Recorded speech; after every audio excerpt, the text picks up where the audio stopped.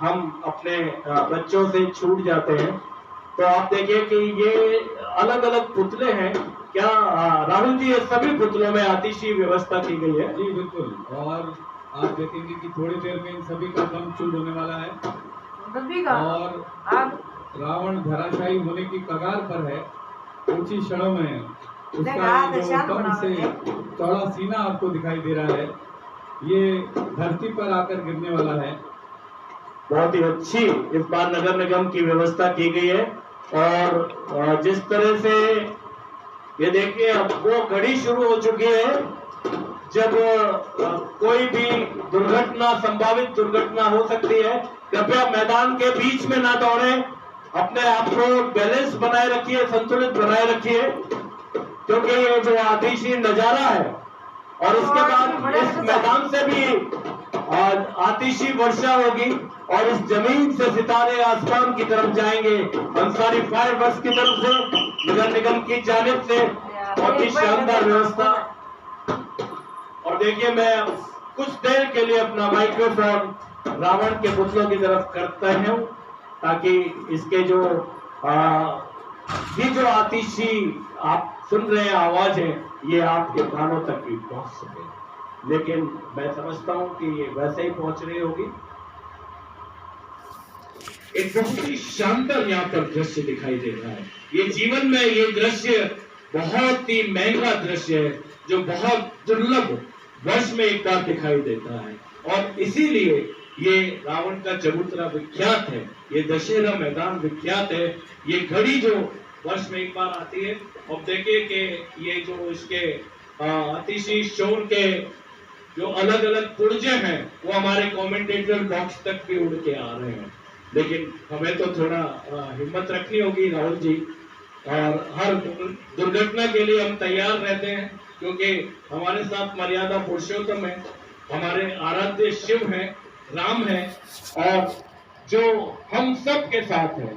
जीवन में कभी भी कठिनाई आए, आप कभी भी अपनी भीतरी शक्ति को थोड़ा सा कमजोर महसूस करें, तो शिव और शक्ति की आराधना करें।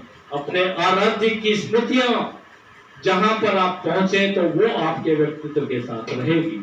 और ये जो एक बहुत ही विहंगम दृश्य है, एक बहुत शानदार दृश्य मुझे यहाँ दिखाई दे रहा है। और चारों तरफ जितने भी छोर हैं, कल्पतरु छोर हो जो हमारे कमेंटेटर बॉक्स के सीधे पीछे की तरफ है, हमारे पास में है, लेकिन वहां से भी आंखें इस मैदान की तरफ लगी हुई हैं। और सामने भी मैं देख रहा हूं कि जहां तक छत है, बालकनी है, और यहाँ तक कि वो दूर दूर तक पहाड़ियां हैं, वहां से भी लोगों के दृश्य हमें दिखाई दे रहे हैं। और मसूरिया पहाड़ी से भी कुछ हमारे दर्शक झांकते हुए मुझे दिखाई दे रहे हैं, और बरकतुल्लाह स्टेडियम की छत से भी हमारे दर्शक इस मैदान की तरफ झांक रहे हैं। और यही राहुल जी इस दशहरा मैदान की खासियत है, इस लम्हे की खासियत है। इस पुनीत पर्व का ये जो लम्हा है, ये जो क्षण है, वो बहुत ही लाजवाब है इस लम्हे को देखने के लिए।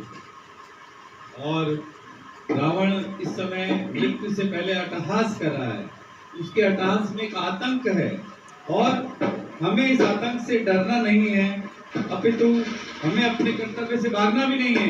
ये देखिए, ये पूरा विनाश की तरफ राहुल जी बढ़ चुका है, और जोरदार हमारे लोगों का ये जो कोलाहल है, कोलाहल की ध्वनि इस बात का प्रतीक है।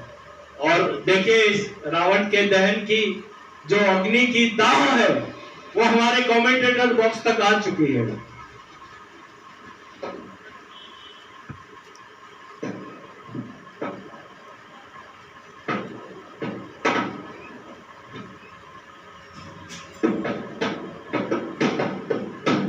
ये देखिए, शूर्पणखा ताड़का के पुतले जल रहे हैं, और पास में ही कुंभकर्ण और मेघनाथ के पुतले भी धू धू करके जलना शुरू हो गए।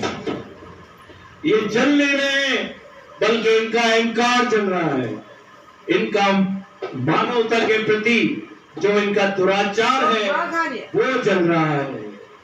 इस पृथ्वी पर संपूर्ण मानवता को भेजा गया है, और इसीलिए राक्षसी प्रवृत्तियों का अंत, ये देखिए, ये अहंकार गिरने वाला है।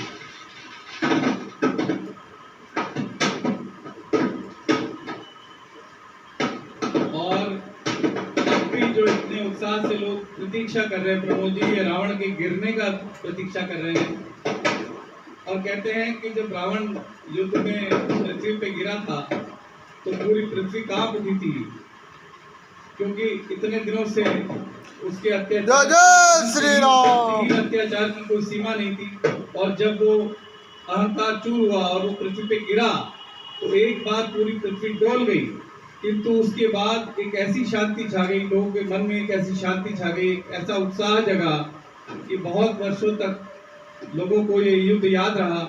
और ये भी याद रहा कि कभी किसी की अनिति चलती नहीं है,